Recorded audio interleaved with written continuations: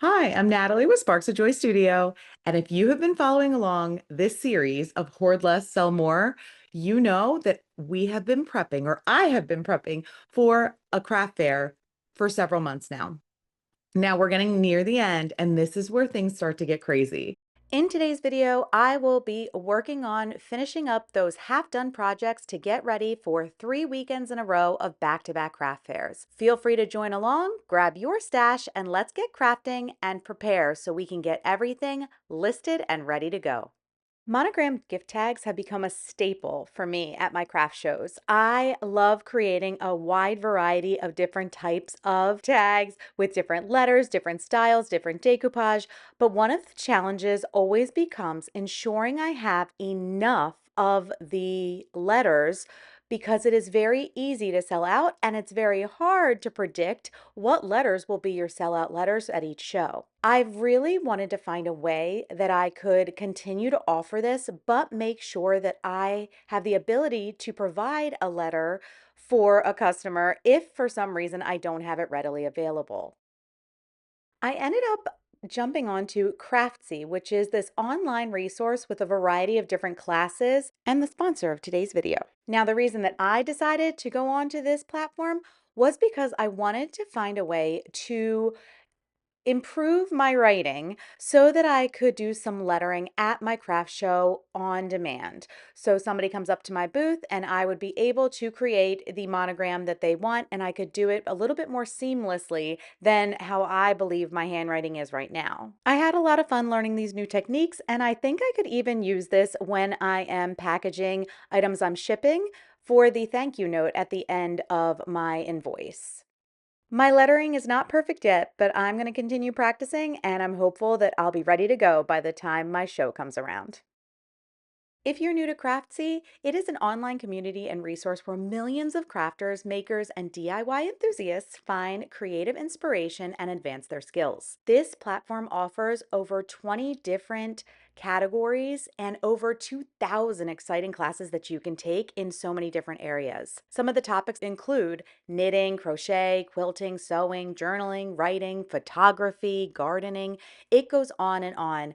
I am really excited for the opportunity to be able to try out some of these classes because sometimes you just want something quick and ready to go for something very specific you're looking to do. If you are interested in trying Craftsy for yourself, go to the link in my description box and you can get a full year of Craftsy Premium for $1.49. Now, this offer is valid for new members only, but if you have never tried this before, I highly recommend you check it out.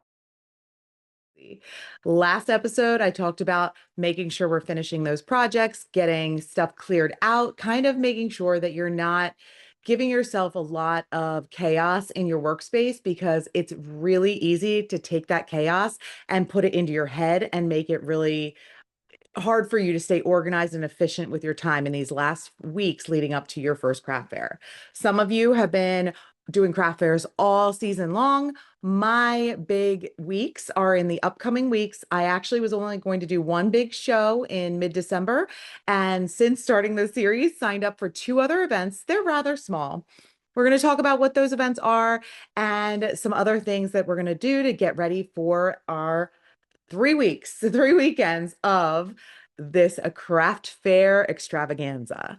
I have been selling at craft fairs for just a couple years, but I am a full-time bilingual speech and language pathologist in the school setting. I do not do this full-time. So my time is very limited as far as what I can do to prep for my business, which is why I tend to focus heavily on getting as much as I can done in the most efficient time frame that I can. It is also why I am not somebody that will do larger shows. I do have my first craft fair on Black Friday and Small Business Saturday, which is very exciting. I've never done anything on Black Friday. I'm very excited about that. And it's at an antique mall. It's Aunt Margaret's Antique Mall in Newark, Delaware. And I'm really excited about this show because I have been doing, since I started my channel and since I was on my website, A lot of thrift flips, a lot of more upcycled home decor. And I really, as I mentioned earlier on back in August, those things don't sell for me as much at the craft fairs that I do at like local high schools. But I feel that this might be a good market for me at a location like this. We'll see. It's my first time doing it, so I have no idea. Let's talk a little bit about that venue. And I'm going to also talk to you about what things I've decided to take and what things I'm leaving behind because I really want to ensure A, that I have enough, but I don't want to have an overcrowd and I don't want to be disorganized in my thought process when I'm at the show. Plus, you have to think of your market. What types of people do I expect to be at a location like this? What do I think they would be looking for? And I am creating my inventory and my plan for my booth on that. As far as the size of my space at this event, it will be 2 days, 6 hours a day. So Friday and Saturday. I only have one 6 foot table space. So it is a very limited. They even mentioned in the application that you cannot have more than one person with you. I probably will just be by myself because my husband will be with my kids and my mom's away that week. So she won't be able to help with childcare. So I don't think that'll be an issue, but I did want to make sure that I have an idea of what I'm going to do with 6 feet of space versus that 5 by 22 foot space that I have for the show that I was originally prepping for. Let's look into that. Let's talk about inventory and some final touches, some last minute things we want to make sure that we do, including a dress rehearsal for your show.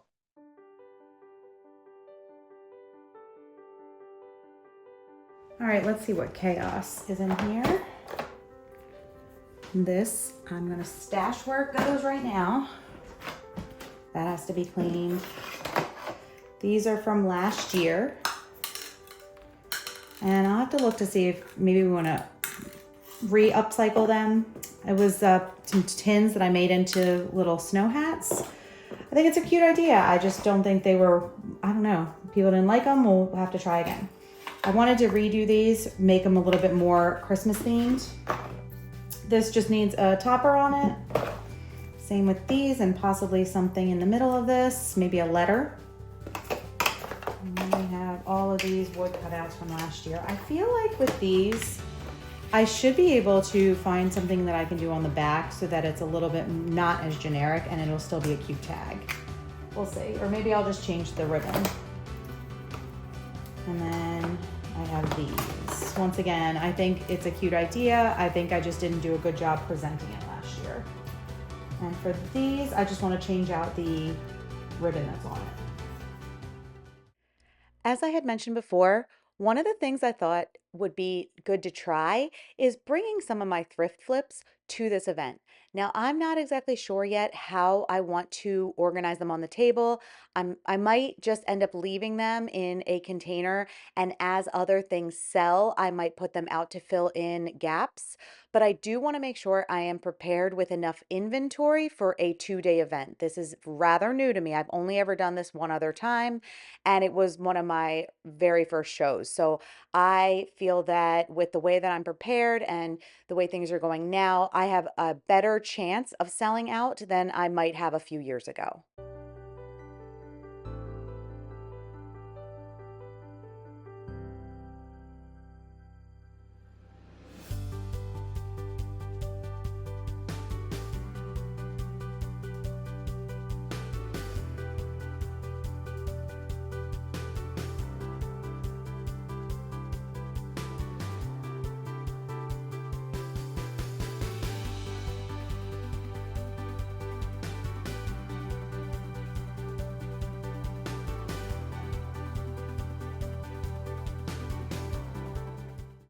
Now it's time for me to take a look back at all of the different things that I've made over the last few months and decide what needs to come with me to this show and what I need to leave behind for a future event. This is the kind of planning that I did not do last year, which I feel inhibited a lot of my success at my last show. So I'm really trying to be very cautious of what I pull together and how I organize for this year's round of events. So, this upcoming show, as I mentioned before, is a 2 day event. It's actually a 3 day event, but I will only be going 2 of the 3 days. It cost me $50 for the entire weekend to do this show, and I have that 6 foot table as my entire space for the event. With that in mind, I typically like to take about 10 times the amount of money in sales. So $500 worth of product to the show for that potential profit. Now, I ended up deciding to double that for this event, and so I'm trying to get to $1,000. First up, we have the large gift set. Now, this basket includes a wide variety of things that are available individually on my website, as well as some other extras from last year. I am selling these at $50 each, and I have 7 of them already. So that gives me a product total of $350 should I sell them all. I wanted to ensure I had a variety of price points, so I also created a small gift set that's going to be sold at $20. It includes a smaller amount of things, but I do have 8 of them. And with that, that would bring me to $160 of product for these small gift sets. Next, I have these tea towel gift sets that I feel like I made forever ago, but it probably was maybe a month or 5 weeks ago. I have a group of 8 of them, and I talked about this in my pricing video several weeks back. This was a great example of how you can really get a good profit. After kind of going back and forth with a couple different prices, I did end up deciding that these would be sold at $17 a piece. I am not going to do like a 2 for deal or anything with these. I have them listed at $17 each. I have 8 of them, which is $136 of product. This past week, I was very focused on finishing up projects that were half done or undone, and I created these mini snowman rolling pins. Channel members had a sneak peek into my pricing for this product, but I have 15 of them at this time, and I'm selling them at $5 each, which is $75 worth of product. I also grabbed these vintage tags from my stash and I stamped them using a Stamp by Redesign with Prima. I'm going to sell them at $1 each, and I have 22 of them.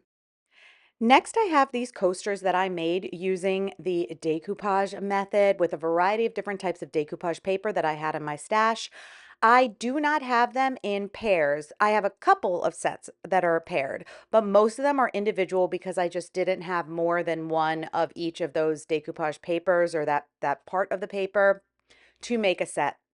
So I do plan to sell these as $6 each or 2 for $10. And when I am doing a pricing point like that, my inventory kind of product dollar amount is going to be based on the potential for selling everything as a set. I'd rather assume that I have less product than more product as far as sales are concerned. Selling 2 for $10, I would have $100 in product. The next several items are ones that are my best sellers. The things that are going to be filling my booth, the things that I consider to be the staples for my fairs. And I want to make sure that I have an abundance of them because not only are they my best sellers, but they are also the ones that I tend to offer bundled discounts.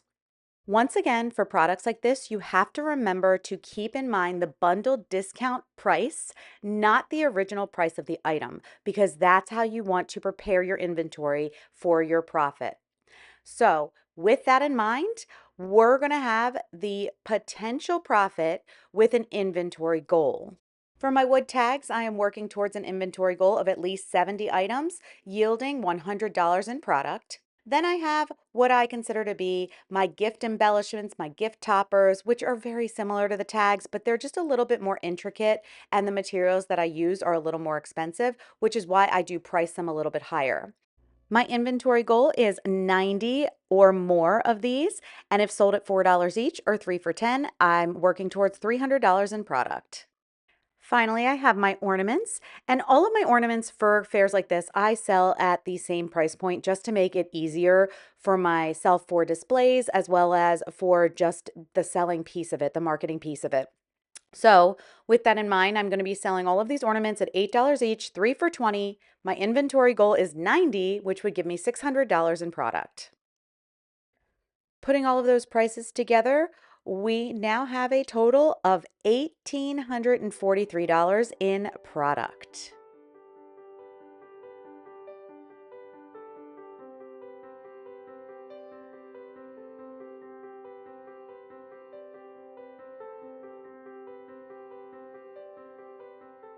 I did end up doing a dress rehearsal this weekend of what I feel like I plan to have my setup for a 6 foot table. Remember, it's rather small. That does mean there are several things I will not be bringing with me to this show. Some of those things do include items that I feel are not necessarily going to be as attractive to the clientele that will be at this show versus the high school gym or the high school craft fair that I'll be doing in a few weeks. I am very focused on keeping everything clean, but I do want to have a good variety available for people to see. The one thing that I decided I do not have a good display for, and I ended up purchasing on Amazon, was something for my coasters. I tried a couple of different styles and I can't find anything that I really like. So what I do plan to do is, or what I have done is I've ordered a new stand, which I will show you as soon as it comes in so that we can set it up together and see if that might be a better option, not only for my coasters, but at upcoming shows after this one, possibly my handmade gift cards.